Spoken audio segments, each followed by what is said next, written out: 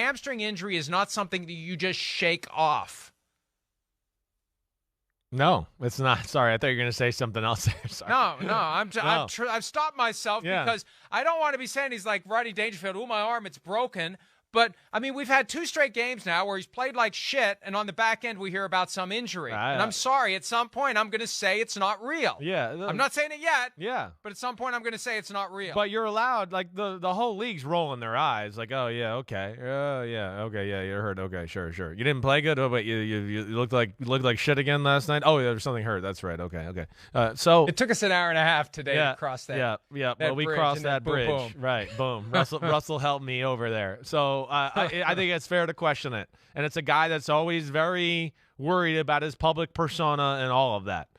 And, I mean, first thing I just think of is, like, you're going to need to run this week, big boy. Like, you got to run. The Jets are coming. Yeah. So here comes Quinnen. Exactly. Quinnen and company can get after the passer a little bit. So, that's going to be a big part of the football game, his health. And as we've seen, and like we played clips on Tuesday morning, he's not willing to stand in there in the pocket and read plays right now. It's if the first guy's not wide open, it's look at the rush and let me run around.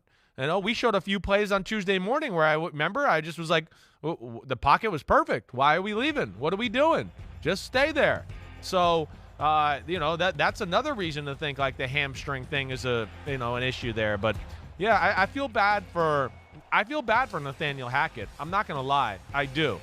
One, I don't think all these problems are his. I think Russell Wilson is by far the number one problem with the Broncos right now. The offensive line is not great. I understand that.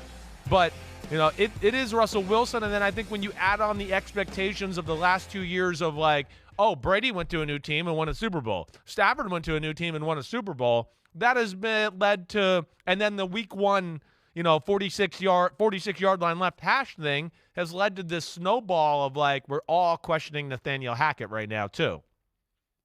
Well, and I think the failure of Nathaniel Hackett is that he is not using the things that worked for Russell Wilson in Seattle, unless those things just won't work anymore. That would be the ultimate irony here. If Russell Wilson finally got everything he wanted, where he's in a situation where the offense is going to go through him, be built around him, and he just can't do it anymore, that the time to do it was the last 10 years when he was in Seattle and they refused to do it. He's finally with a team that will do it, and he can't do it. If that's the case, that, I believe, would accurately describe I think so. You're right. It would be ironic. Yes. And, I think some of these flaws have always been there with Russell Wilson, and maybe we swept him under the rug a little bit just because, he got out of the pocket and he still did make a play. So what? But I think what you're saying is fair. I mean, and I don't think he can move as well as he used to.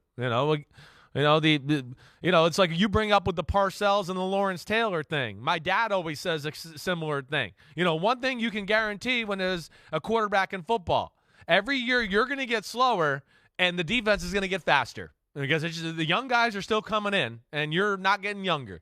And I think we're seeing a little bit of that right now, let alone struggles of digesting the offense, the pressure of the whole situation. It's the first time we're seeing, I think, Russell Wilson, melt under the spotlight a little bit here in the first time of his career. And I thought I saw it last year, that he didn't have the same mobility. We talked about it. You're right. Didn't have the same acceleration. Yes. And I think now he's afraid to trust it because it's not like it used to be. I mean, we talked about his demeanor once he has the ball, and I feel like he's just got this blender of thoughts every time he's got the ball, but he can't trust his legs. He's trying to erase all of the bad stuff in one play. He's feeling pressure to perform. I do feel bad for the guy, as bad as I can feel for somebody who has a $250 million contract. And you know what, Chris? Let me say this while we're in the neighborhood. There's no way in hell they would have paid him now. They'll never admit it. There's no way after this, for example, because I think one of the reasons they gave him the contract, there was an inevitability to it. We've given up all this stuff to trade for him. Of course, we're going to give him a new contract at some point. Well, I don't know. If they hadn't paid him and he had played like this, and if that continued through the end of the season, I'd like to think George Paton and the Broncos would have said, we're not going to compound our mistake by giving this guy a massive contract. Agreed. I don't think he would get it now. I don't think he would get it after the season. And the Broncos would be in a position where they could escape this if it's just not going to work. So I'm as sympathetic / empathetic as I can be for a guy who has it made financially. That's the good news here. He got paid. The bad news for the Broncos is it's going to wreak havoc on their salary cap if they decide after this year or next year we just have to move on. Yeah, you're right. And I don't disagree with anything you're saying there. I think we were surprised that it happened as quickly as it did. That did catch us, caught me off guard a little bit. But I think you're right with the inevitability of just the optics of it. Wait, we got Russell Wilson. Everybody wanted Russell Wilson, and we gave away all these assets to get him. So it just puts pressure on a team to make that move. But I'm sure right now they're sweating it out a little bit in that front office, going, oh, my gosh, and just hoping that it turns around and that these are just growing pains. And, we're going through a new head coach and a quarterback who's in a new situation that he's never been, a part of before. And we just got to deal with it. And they just got to hope for the best here because, like you said, they're stuck with them at least for the next 3-4 years for sure, right? I mean, it's definitely that. I'm telling you what. And look, I don't feel great saying this, but I don't feel bad saying it because this is the highest level of the sport, and everybody who signs up for it knows that this kind of accountability comes around.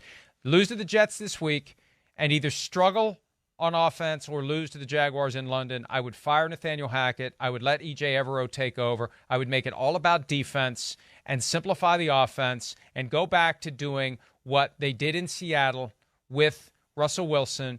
And, what a shock. Let's copy the blueprint that worked in Seattle the first few years of Russell Wilson's career. Heavy on defense, simple offense. Maybe that's the way to do it. But I'd want to see if E.J. Evero could be the guy to lead that into 2023. That may be the solution. Go heavy on defense, simplify the offense, and never mind the fact that we're paying this guy all that money. I hear what you're saying. I feel like when I watch film of them, they're doing this. They're trying to do that. I do. Again, I think you saw Monday in the game. It's a lot of throws out here. It's out here because he won't throw it down here. So they've started to go, damn, every play we'll just make it out here so you can see it. And you feel comfortable about it. But even on some of those, he doesn't pull the trigger. It's a number of plays every week. And again, you just think about the game itself, right?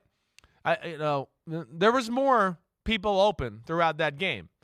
And the game itself lended to, the two big plays of the day were, a busted coverage by J.C. Jackson where he moved in the pocket.